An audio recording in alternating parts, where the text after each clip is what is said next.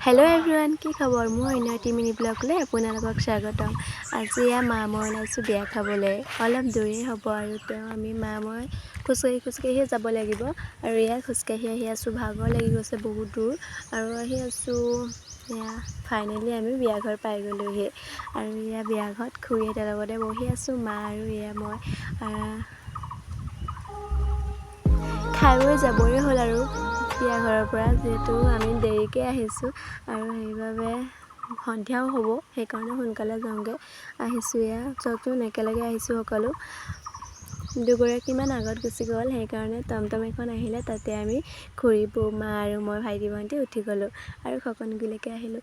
আৰু চকচোন আকৌ টমটমত উঠোঁতে তাৰ ইমান ফূৰ্তি, মানে বহুত ভাল লাগিছে চাগে তাৰ উঠিবলৈ পাইছে। আৰু বাটতে আকৌ লগ পালেই অকণমানিটোৱে আকৌ তাৰ দুইটা মানে কথা পাতিবলৈ লাগে সিহঁতক আৰু দুইটাক আকৌ খোজকাঢ়ি আহিবলৈও লাগে। চকচোন আইতাকে লৈ আছিলে বাটত, তাক আকৌ খোজকাঢ়িব লাগে, সেইকাৰণে ইমান কান্দিছে।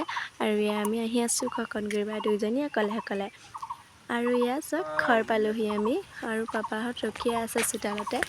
আজি যদি মোৰ ভিডিঅ'টো চাই ভাল পালে লাইক কমেণ্ট ছাবস্ক্ৰাইব কৰিবলৈ নাপাহৰিব। Bye bye.